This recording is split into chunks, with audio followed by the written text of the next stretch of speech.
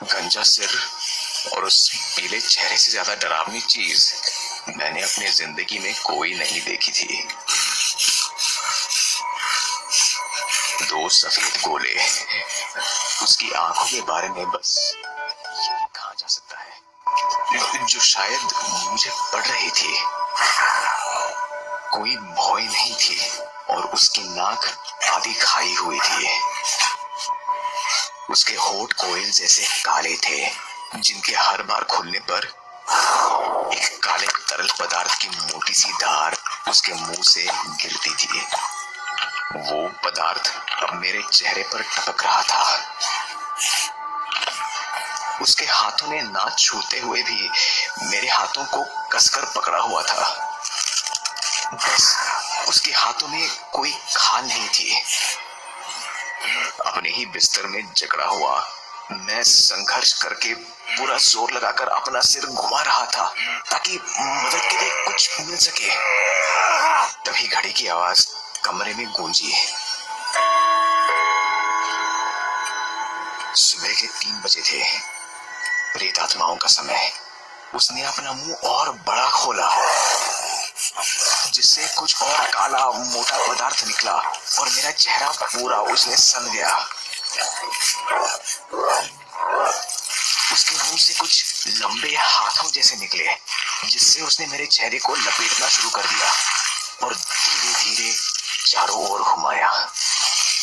सबसे पहले मेरा मुंह अंदर धंसा।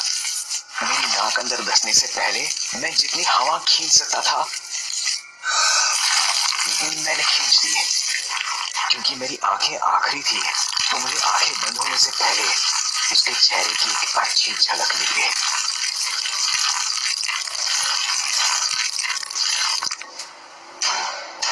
पूरा चेहरा उन लंबे हाथों से जकड़े होने के कारण मेरे होश और हवास सुन्न हो गए।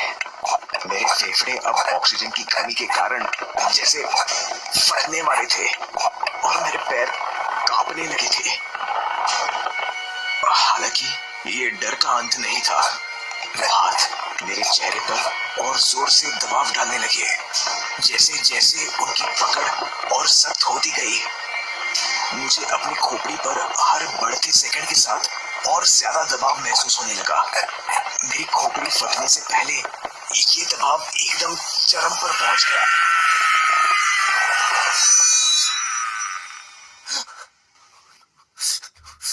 मैं एक चीख के साथ उठता हूँ। मेरा पूरा शरीर पसीने से भीग चुका है। मैं अपने चेहरे को अपने हाथों से जांचने के लिए छूता हूँ और इसे नॉर्मल ही पाता हूँ। ये बुरा सपना इतना सच और वास्तविक लगा कि मैं अभी भी सांस के लिए हाफ रहा हूँ। मैं एसी का तापमान कम करता हूँ।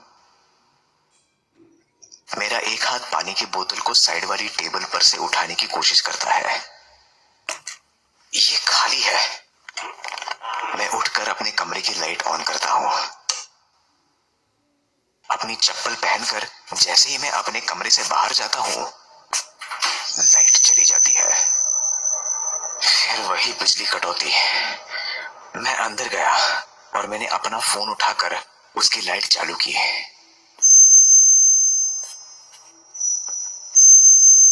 ये मजेदार बात है कि मैं अपने कमरे से बाहर निकलते ही कांप सा जाता हूँ। एक ऐसे आदमी के लिए जो इतनी डरावनी फिल्में देखता है, मुझे अजीब लगता है जब ये डर मुझे अपने ही घर में घेर लेता है। वो सिर्फ एक फालतू सा सपना था। मैं मंत्र की तरह खुद को भरोसा दिलाने के लिए अपने मन में दोहराता हूँ। जब मैं सीढ़ियों पर लाइट डालता हूँ तो मुझे थोड़ा बेहतर लगता है। सीढ़ियों से धीरे धीरे नीचे जाते वक्त मैं लाइट को अपने चारों ओर डालता हूँ, खुद को ये विश्वास दिलाने के लिए कि मैं अकेला हूँ। सीढ़ियों के नीचे आते ही मैं किचन की दिशा में लाइट डालता हूँ और उसकी तरफ बढ़ना शुरू कर देता हूँ। मैंने सोचा कि जैसे ही मैं फ्रिज से ठंडे पानी की बोतल उठा लूंगा, उसी टाइम में भागकर तुरंत अपने कमरे में वापस चला जाऊंगा। जैसे ही मैं फ्रिज के हैंडल को पकड़ता हूँ, दिल जोर से धड़कने लगता है, जैसे वो पुरानी डरावनी फिल्मों के सीन होते हैं जिसमें भूत अचानक पीछे से आकर डरा देता है। दरवाजा खोलने पर मुझे क्या मिलेगा? मैंने ये सोचा कि मैं बिल्कुल नहीं देखूंगा। मैं बस फ्रिज खोलूंगा, बोतल निकालूंगा और झट से बंद कर दूंगा। इससे पहले कि मैं फ्रिज का दरवाजा खोल पाता, मेरे फोन की रिंगटोन ने मुझे झटका दे दिया। मैं फोन को कांपते हाथों से खोल के देखता हूं तो ये पाता हूं कि बस एक क्लैश ऑफ क्लैंस के मैसेज के अलावा और कुछ भी नहीं है।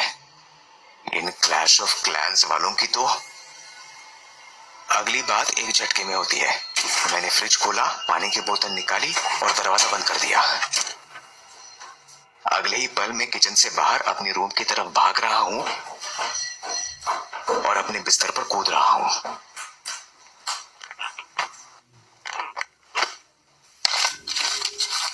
मैं बोतल की ढक्कन खोल के करीब आधा बोतल पानी एक सांस में पी जाता हूं। वो ठंडा पानी एकदम जादू की तरह काम करता है। एक ठंडी सी लहर मेरे अंदर दौड़ जाती है और मेरी सांस वापस नॉर्मल हो जाती है। मेरी धड़कनों के स्थिर होते ही मैं अपने कमरे के सन्नाटे को महसूस कर सकता हूं, बस उस लगातार टिक टिक करती घड़ी को छोड़कर। ये घड़ी भी ना, मैं कोसते हुए अपने बिस्तर से बाहर जाता हूं। मैं अपना फोन उठाकर घड़ी पे लाइट डालता हूं। आज तेरी सारी बैटरी निकाल दूंगा, मैं ऊंची आवाज में कहता हूं। इससे पहले कि मैं घड़ी तक पहुंचूं, मुझे कोई चीज बीच में ही रोक देती है। मैं अपनी आंखें झपकाता हूं और फिर से देखता हूं। घड़ी नहीं, लेकिन घड़ी का समय है जो मुझे चौंकाता है।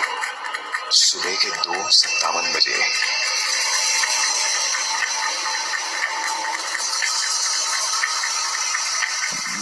मैं कांप जाता हूं और फिर से मुझे डर घेर लेता है। मैं लाइट के स्विच तक पहुंचता हूं और कई बार बटन ऊपर नीचे करता हूं। मेरा दिल फिर से तेजी से धड़क रहा है और मैं अपने बिस्तर पर वापस आ चुका हूं।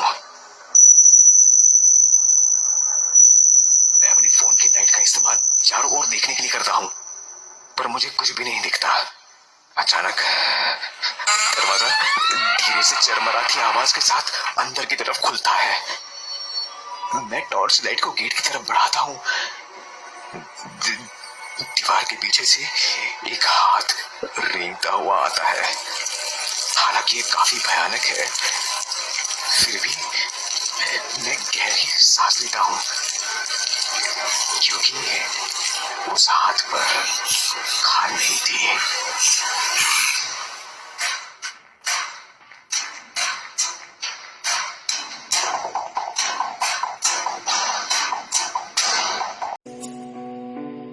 Так дайте пацанам посчитать потери.